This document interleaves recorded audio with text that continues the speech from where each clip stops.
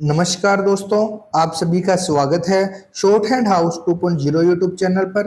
SSC stenographer grade C एवं D से संबंधित डिक्टेशन प्राप्त करने के लिए आप हमारे चैनल को सब्सक्राइब करें तथा वीडियोज को लाइक एवं शेयर करें।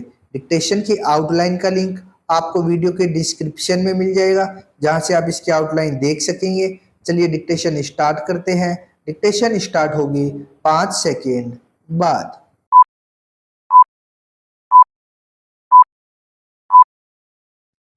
स्टार्ट।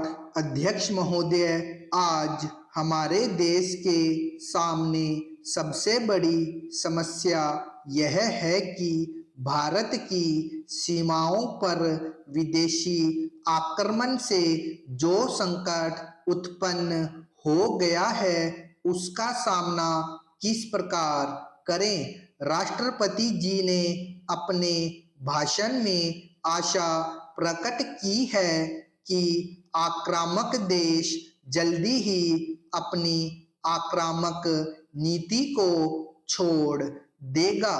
मैं निवेदन करना चाहता हूं कि इस सदन के सदस्य और देश की जनता सरकार से यह जानना चाहेंगे कि राष्ट्रपति जी के भाषण में जो यह आशा प्रकट की गई है उसका आधार क्या है।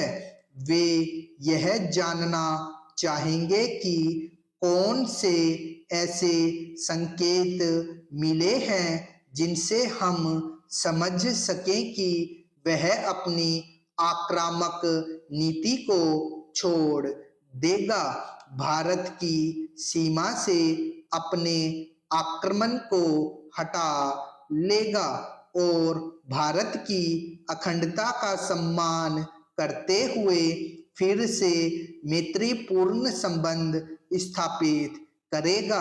पिछले कुछ महीनों से जो घटनाएं घटी है और आक्रामक के साथ अधिकारियों के स्तर पर जो वार्ता हुई है उनसे इस प्रकार की आशा का कोई आधार दिखाई नहीं देता है। अब इस वार्ता के द्वारा एक बार फिर से यह प्रकट हो गया है कि वह भारत के साथ मित्रता नहीं चाहता। मित्रता तो एक ही आधार पर हो सकती है कि भारत की जिस भूमि पर उसने अधिकार किया हुआ है उसको वह खाली कर दे, मगर ऐसा करना तो दूर रहा, हमारी भूमि पर वह अपने दावे को बढ़ा रहा है। अधिकारियों की रिपोर्ट से यह स्पष्ट हो गया है कि उसके इरादे अच्छे नहीं हैं। श्रीमान हमारे प्रधानमंत्री जी ने यह आशा प्रकट की थी कि हम शांतिपूर्ण समझौते द्वारा इस समस्या को हल करेंगे। मैं यह जानना चाहता हूं कि समझौते के लिए गुंजाइश कहाँ है।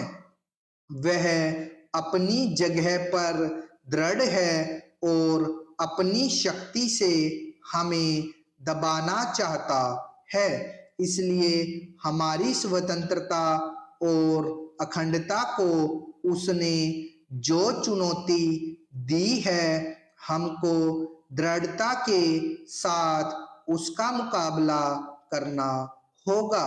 राष्ट्रपति जी ने अपने भाषण में कहा है कि सरकार की नीति शांतिपूर्ण किंतु दृढ़ है। मैं चाहूंगा कि इसकी थोड़ी सी व्याख्या की जाए। देश आज सरकार से इस प्रश्न का उत्तर चाहता है कि उसके अधिकार में भारत की जो भूमि चली गई है उसको वापस लेने के संबंध में सरकार की नीति क्या है? क्या अभी भी हम यह आशा करते हैं कि वार्ता के द्वारा वह अपने आक्रमण को हटा लेगा? और अगर हम यह आशा करते हैं तो इस आशा का आधार क्या है? श्रीमान, कुछ लोग ऐसे हैं कि जो समझते हैं कि शायद युद्ध का तरीका ठीक नहीं है। वे सिद्धांत की दृष्टि से युद्ध के विरोधी है। इस संबंध में मैं शासन से एक स्पष्टीकरण चाहता हूं। अगर यह कहा जाए कि आज हम युद्ध करने की स्थिति में नहीं हैं या युद्ध करना हमारे लिए उपयोगी नहीं है, तो वह बात तो मैं समझ सकता हूँ। लेकिन अगर यह कहा जाए कि हम किसी भी प्रश्न पर युद्ध नहीं करेंगे तो यह कायरता कहलाती है। सभापति महोदय, राष्ट्रपति जी ने अपने भाषण में अनेक बातों का उल्लेख किया है। सबसे पहले उन्होंने देश पर हुए आक्रमण के बारे में सरकार की नीति को स्पष्ट किया है। जनता की नजर देश की उस सीमा पर लगी हुई है जहां पर एक ऐसे देश ने हमारे साथ इतना बड़ा विश्वासघात किया है जिसको हमने अपना सबसे बड़ा मित्र माना था और जिसकी हमने हर प्रकार से सहायता की थी। श्रीमान, आज देश के विभिन्न भागों से कई लोग यह मांग कर रहे हैं कि हमारी जिस भूमि पर उसने कब्जा कर रखा है, फौजी कार्यवाही के द्वारा उस पर अधिकार कर लेना चाहिए।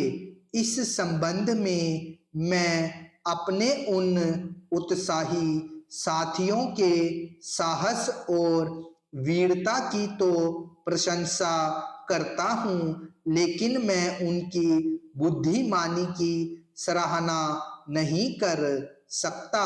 इसका कारण यह है कि हमारे जिन नेताओं के कंधों पर आज देश के शासन और उसकी सीमाओं की रक्षा का उत्तरदायित्व है, वे बहुत सोच समझकर कोई कदम उठाते हैं और बहुत सोच समझकर शब्दों का प्रयोग करते हैं।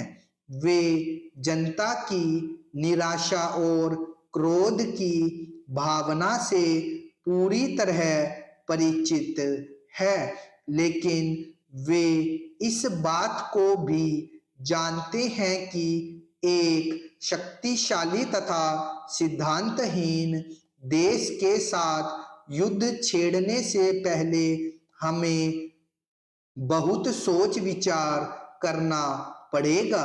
श्रीमान, हमारी वास्तविक सफलता का आधार तो हमारे देश के आर्थिक विकास पर ही निर्भर है और इसलिए राष्ट्रपति जी ने अपने भाषण में पंचवर्षीय योजना का भी उल्लेख किया है।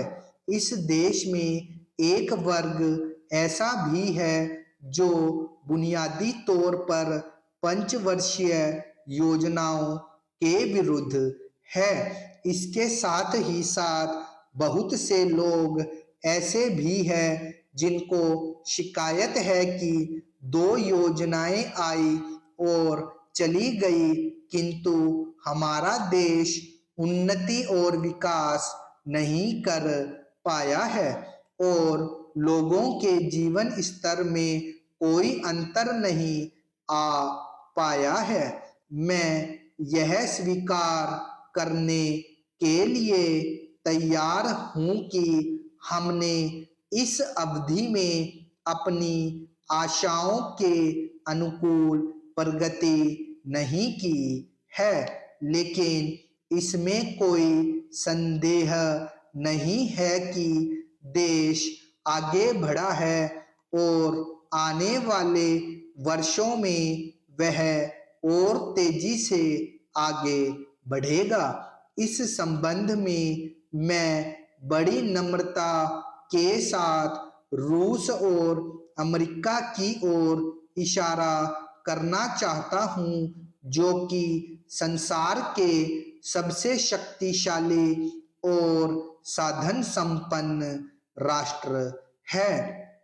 जो लोग रूस का भ्रमण करके आए हैं, उनका कहना है कि पिछले 40 वर्षों के लगातार प्रयत्नों के बाद और कई योजनाओं को कार्यान्वित करने के बावजूद भी वहां की आम जनता का जीवन स्तर इतना ऊंचा नहीं हो सका है जितना कि पश्चिमी देशों का है। जहां तक अमेरिका का संबंध है, आज वहां की अर्थव्यवस्था से वहां के अर्थशास्त्री बहुत चिंतित है। इसलिए मैं समझता हूं कि स्वतंत्रता के बाद कुछ ही वर्षों में इस देश ने जो प्रगति की है, उससे निराश होने की कोई आवश्यकता नहीं है। मैं आशा करता हूं इस प्रस्ताव को सर्वसम्मति से स्वीकार किया जाएगा। स्टॉप।